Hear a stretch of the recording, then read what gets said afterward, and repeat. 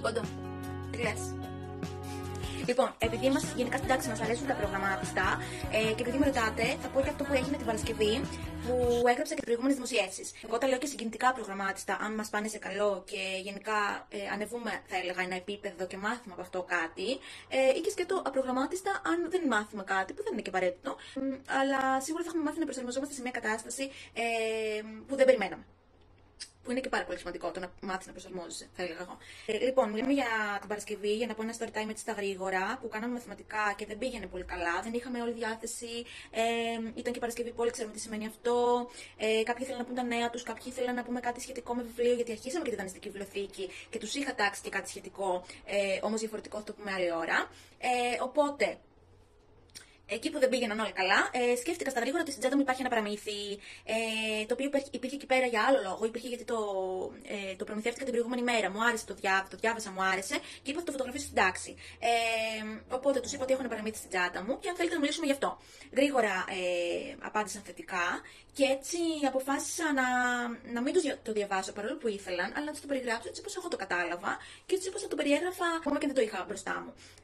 Μάλλον και επειδή δεν χρειαζόταν εξ αρχής, ακριβώς για να εμπλακούμε και λίγο περισσότερο και όχι απλώς να διαβάσω, να το ακούσουν και ζήσαν αυτοί καλά και εμείς καλύτερα, που πλέον εντάξει είναι και πολύ κλισέ αυτό, γιατί ποτέ δεν είναι μια ιστορία τόσο τέλεια, γιατί η ζωή ίδια δεν είναι τέλεια. Μιλάμε για μια κατάσταση, προσπαθούμε να τη λύσουμε, προσπαθούμε να μάθουμε από αυτό κάτι.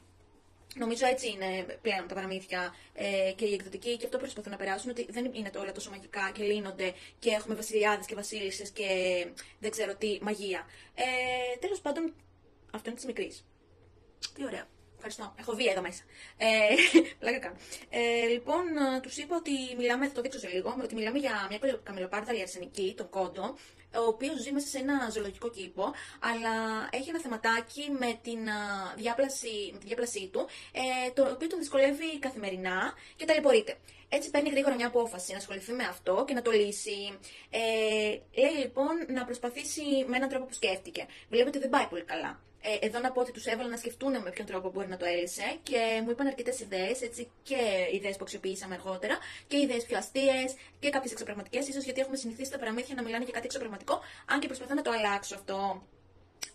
Να είναι δηλαδή πιο ρεαλιστικό όλο το θέμα. Κάτι το οποίο πραγματεύεται και αυτό το παραμύθι το συγκεκριμένο. Οπότε προσπάθησα δεύτερη φορά, είδα ότι τα πράγματα πάνε καλύτερα, αλλά μην με δαγκώνεις. Ευχαριστώ.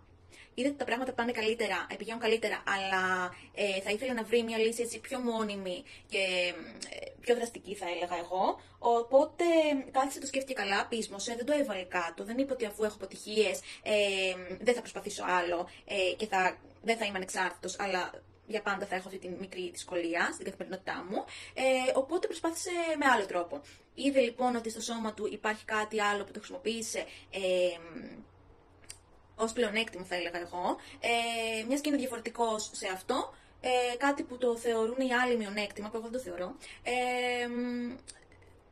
Ίσως επειδή έτσι είχαν συνηθίσει, τώρα που το σκέφτομαι, μάλλον γι' αυτό. Είχαν συνηθίσει με έναν τρόπο τέλος πάντων να πιάνουν το φαγητό τους. Εκείνο δεν μπορούσε με αυτόν τον τρόπο, οπότε νόμιζε ότι δεν μπορεί και ότι δεν είναι ανεξάρτητο. Όμως αφού σκέφτηκε ότι γιατί να μην υπάρχει ένας άλλος τρόπος, τώρα εντάξει το υπεραναλύω ίσως, αλλά νομίζω αυτή είναι και η ουσία του να καταλάβουμε ότι δεν υπάρχει ένας τρόπος για κάθε πρόβλημα και μία λύση. Λίγο μαθηματικά, τέριαζε τώρα που το λέω. Γιατί όχι, μαθηματικά κάναμε. Εκεί πέρα τέλος πάντων κατάλαβε ότι μέσα από την υπομονή και από την επιμονή μπορεί κάποιος να καταφέρει πράγματα και να έχει αυτοπεποίθηση, δύναμη και φυσικά να εξαρτητοποιήσει. Αποφασίσαμε οπότε, αφού το τελείωσε το παραμύθι, να τους το δείξω. Θα το δείχνω και εσάς, και να πάρουμε στα γρήγορα μολύβι και τετράδιο έκθεσης και να γράψουμε γι' αυτό. Μιλάμε για τον κόντο, τώρα έχω μπροστά την κάμερα, αλλά νομίζω δεν πειράζει, αυτό φαίνεται ξεκάθαρα. Είναι του Άγγελου Ραυτόπουλου, ο κόντο, η καμιλοπάρδαλη, από τις εκδόσεις I Write και έχει μια υπέροχη εικονογράφηση της Κριστίνας Μπιλμπίλη. Τα παιδιά μετά μου ζήτησαν, αφού τους το έδειξα, και να το ζωγραφίσουν με αγαπημένη μας έτσι, εικόνα, θα έλεγα, στην αρχή που δείχνει και την τεράστια ουρά που έχει ο κόντο και τον βοήθησε εν τέλει αυτό στη μικρή του δυσκολία, για αυτή εδώ πρόκειται, που είναι και πιτσιλωτή και έτσι αρκετά διαφορετική. Τι έλεγα, εδώ έχω και μια αφιέρωση του Άγγελου και ευχαριστώ πάρα πολύ. Οπότε γράψαμε στα γρήγορα έκθεση και επειδή δεν ξέραμε τι να γράψουμε, τους λέω: παιδιά, θα γράψουμε ό,τι έγινε. ας πούμε ότι κάποιος σας ρωτάει, σήμερα τι έγινε στην τάξη. Θα πείτε, αγαπητή μαμά, παππού, γιαγιά, δεν ξέρω. Σήμερα στα μαθηματικά, εκεί που ας πούμε είχαμε μάθημα και κάτι δεν πήγαινε καλά, αποφάσισε η κυρία στα γρήγορα να το αλλάξουμε αυτό. Και όχι να μαλώνουμε συνέχεια και να λέμε για κανόνες και γιατί δεν πάει καλά και γιατί το ένα γιατί το άλλο, αλλά να πάμε go with the flow. Δηλαδή, εγώ συνήθως επειδή προσπαθώ να είμαι by the book και μετά να διαχειρίζομαι καταστάσεις και όχι μόνιμο, αλλά όλη τάξη φυσικά να διαχειριζόμαστε μια κατάσταση όπως μας έρχεται και να μαθαίνουμε κάτι από αυτό, έτσι ώστε να μαθαίνουμε και να προσαρμοζόμαστε που έλεγα νωρίτερα. Ακριβώς έτσι το χρησιμοποίησα και τώρα. Πού πας? Οπότε, γράψαμε τι έγινε μες στην τάξη, μας γύρισε την πλάτη. Ησυχία.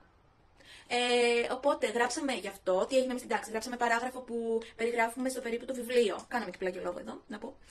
Που είναι και πρόσφατος. Τελικές προτάσεις. Σε κάτι άλλο που είναι έκπληξη, δεν το λέω ακόμη.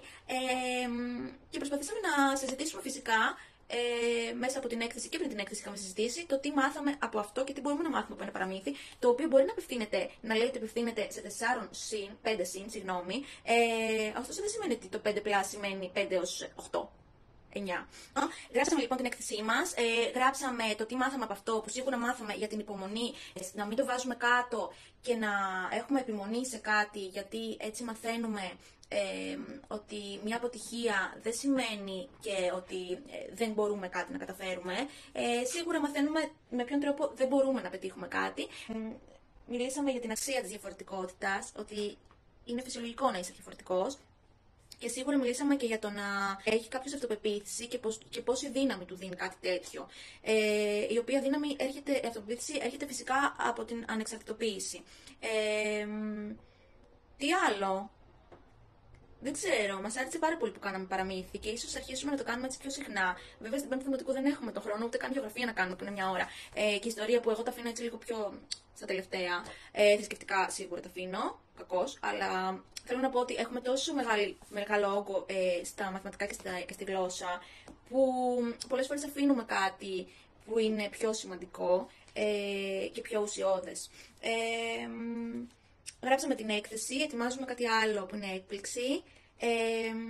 Σκεφτήκαμε ότι καλό θα ήταν στη βιβλιοθήκη μας που αρχίσαμε πρόσφατα, καλό θα ήταν να βάλουμε και κάτι που νομίζουμε ότι απευθύνεται μόνο σε παιδιά μικρότερης ηλικίας, αλλά δεν ισχύει αυτό. Και δεν ξέρω. Πήγε πολύ καλά. Το κοκαλάκι μου, ευχαριστώ. Να. Το ξέχασα.